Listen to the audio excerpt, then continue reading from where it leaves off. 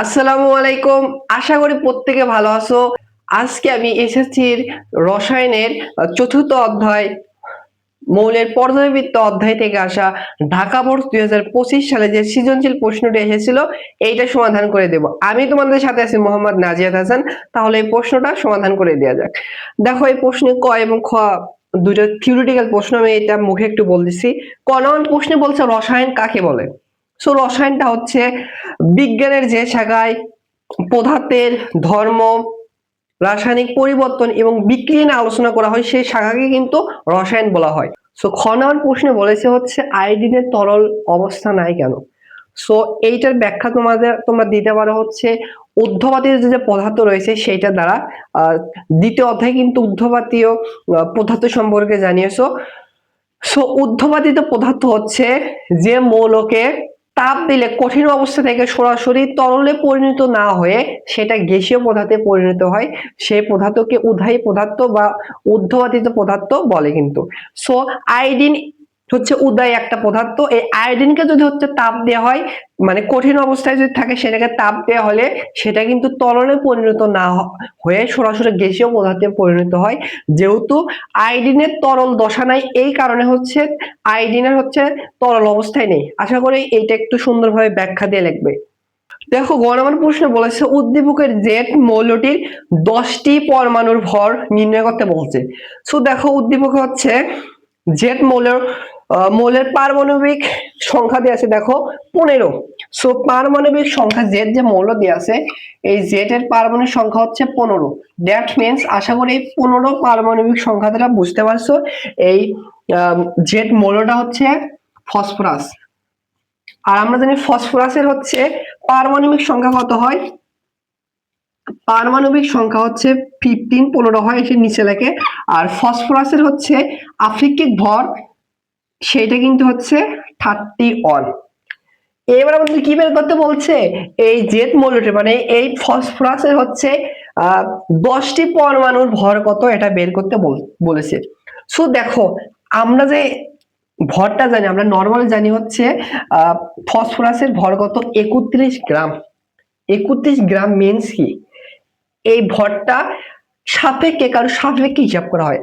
আপেক্ষিক ভর that means এটা সম্পর্কে একটু তোমাদের একটু ধারণা দেয়। আপেক্ষিক বা কারো সাপেক্ষে ভর কেমন, ধরো তোমার বন্ধু হচ্ছে 100 কেজি আর তুমি হচ্ছে 50 কেজি। তোমার বন্ধুর তুলনায় তুমি কিন্তু অনেক নগণ্য, তুমি অনেক চিকন, বা ওর সাথে কম্পেয়ার করলে বলবে যে তোমার বন্ধু অনেক বড় আর তুমি চিকন বা ছোট এরকম বলবে। বা এভাবে কম্পেয়ার করতে পারো, তোমাদের হচ্ছে ক্লাসের যারা এক রোল আছে বলবে হচ্ছে তার মেধা অনেক, যার কারণে সবসময় ফার্স্ট হয়, সে ভালো স্টুডেন্ট, বিএন স্টুডেন্ট, তার তুলনায় আমি কিছু না, আমি ফেল করি, খারাপ স্টুডেন্ট। সেহেতু তুলনা করা হচ্ছে, মানে আপেক্ষিক তোমার বন্ধুর সাপেক্ষে তোমার তুলনা করা হচ্ছে। ঠিক এই আমরা পর্যায় সারণীর যে মৌলগুলো দেখি এই মৌলগুলো হচ্ছে কারো সাপেক্ষে হিসাব করা হয়। যদি 31 গ্রাম যদি হতো, 31 গ্রাম বা আরো বড় বড় যে ভর আছে আর্গন, এগুলোর ভর কিন্তু অনেক বড় হয়। বা পারমাণবিক সংখ্যা যদি বৃদ্ধি পায় ভর কিন্তু বড় হয়, প্রায় 200 গ্রাম, 150 গ্রাম, 250 গ্রামের কাছাকাছি ভর আছে।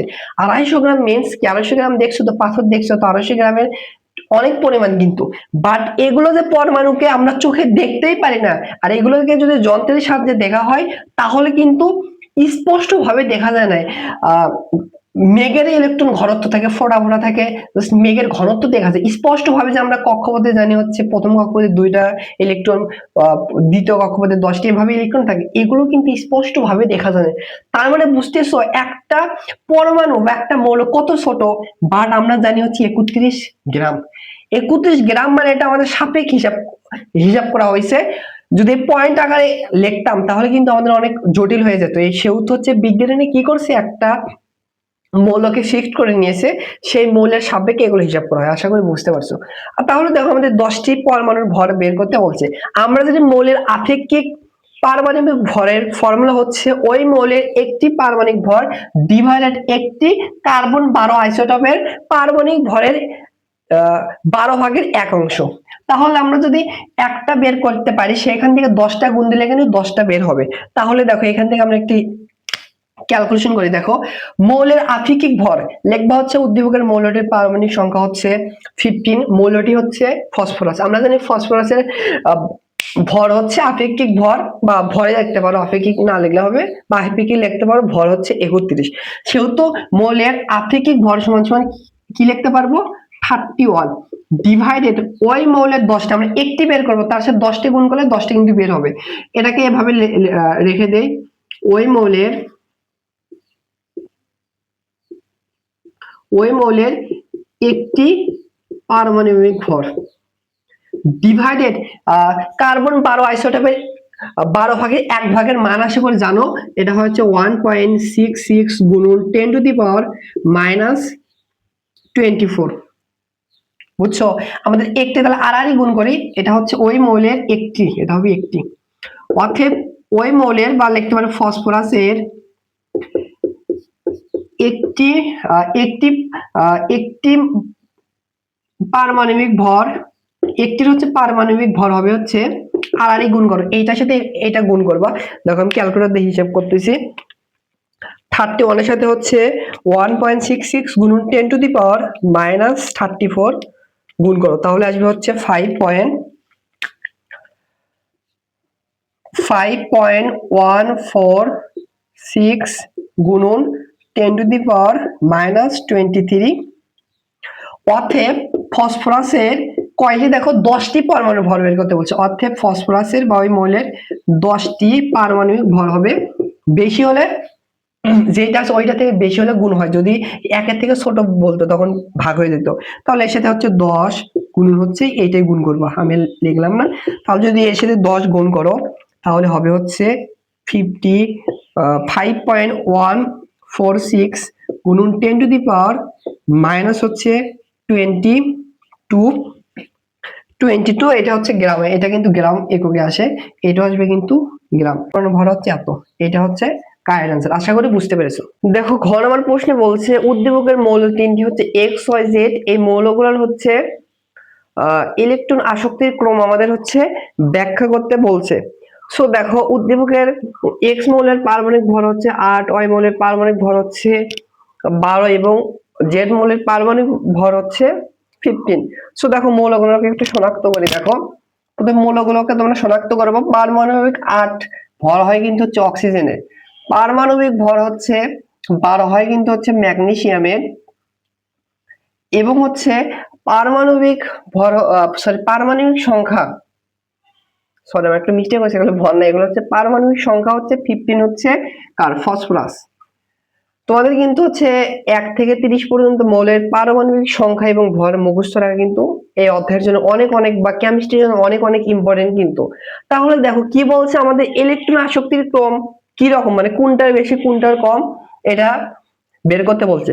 সো তোমরা সুন্দরভাবে তোমরা প্রথমে হচ্ছে ইলেকট্রন আসক্তির সংজ্ঞা দিবে, সংজ্ঞা দেওয়ার পর লিখবে হচ্ছে ইলেকট্রন আসক্তি একটি হচ্ছে পর্যায়ভিত্তিক ধর্ম। কি রকম পর্যায়ভিত্তিক ধর্ম? এই ইলেকট্রন আসক্তি, এই ইলেকট্রন আসক্তিটা হচ্ছে, ইলেকট্রন আসক্তি হচ্ছে পারমাণবিক, পারমাণবিক হচ্ছে আকার যে আছে মৌলের সেইটার ব্যস্তানুপাতিক, পারমাণবিক আকারে কিন্তু হচ্ছে পর্যায় ইলেকট্রন আসক্তি ব্যস্তানুপাতিক মানে কি, যদি হচ্ছে কোনো মৌলের ধরো আকার হচ্ছে বড় হবে, কোন মৌলের যদি আকার বড় হয় তাহলে হচ্ছে ওই মৌলের হচ্ছে ইলেকট্রন আসক্তি যখন আছে, ইলেকট্রন আসক্তি কিন্তু হচ্ছে কম হবে, ইলেকট্রন আসক্তি কমবে। আর কোন মৌলের যখন আকার ছোট হবে তখন ইলেকট্রন আসক্তি বাড়বে, এটা লিখবা।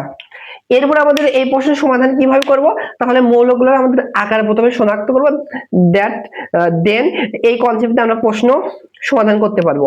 তাহলে দেখো এই অক্সিজেন, আশা করি জানো অক্সিজেন হচ্ছে পারমাণবিক পারমাণবিক সংখ্যা যেহেতু হচ্ছে 8, তাহলে অক্সিজেনের হচ্ছে ইলেকট্রন বিন্যাস করে আমরা হচ্ছে এর গ্রুপ এবং হচ্ছে পর্যায় নির্ণয় করব, দেন আমরা আকার খুব সহজে কিন্তু বের করতে পারবো।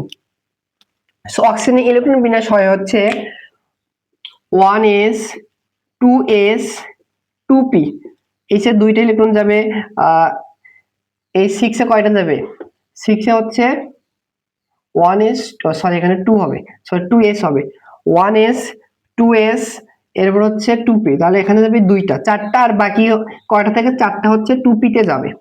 আর ম্যাগনেসিয়াম ইলেকট্রন বিন্যাস করি 1s 2s 2p 3s, এখানে যাবে দুইটা, এখানে দুইটা, চারটা, এখানে যাবে হচ্ছে কয়টা? 6টা, 10টা, এখানে যাবে হচ্ছে দুইটা, 12টা।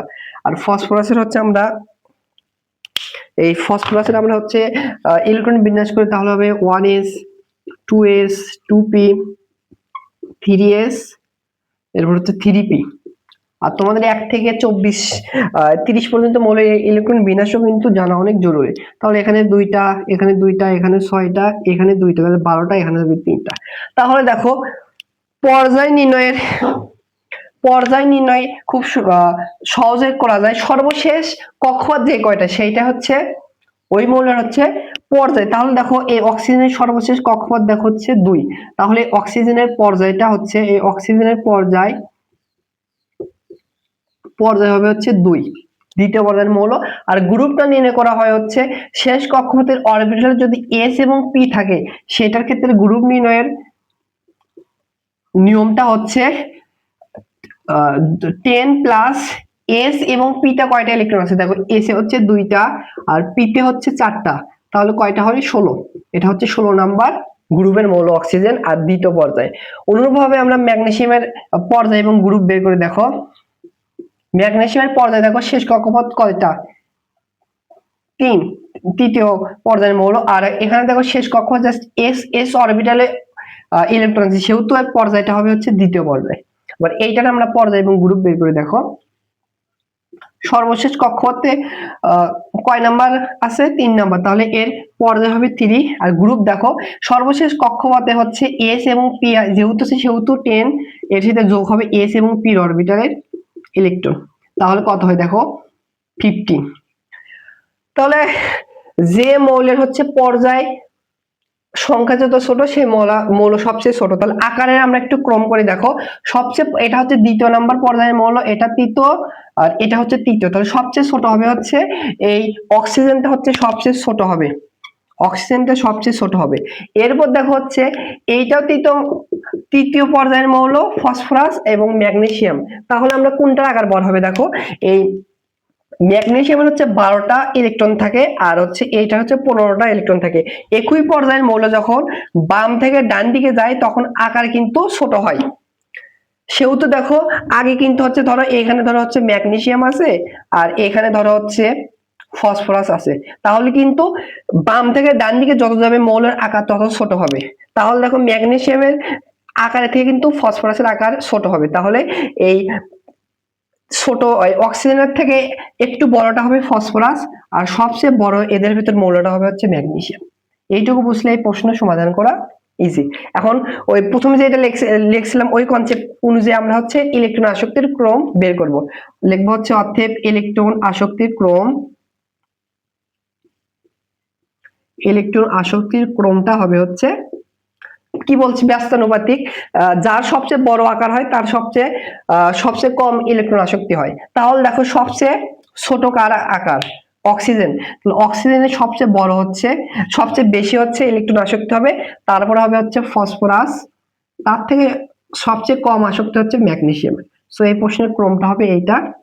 আশা করি বুঝতে পারছো। সো আর আমার চ্যানেল যারা নতুন আছে আমার চ্যানেলটি সাবস্ক্রাইব করে পাশে থাকবে। সবাই ভালো থাকো, সুস্থ থাকো, দেখা হচ্ছে পরবর্তী কোনো ক্লাসে। আল্লাহ হাফেজ।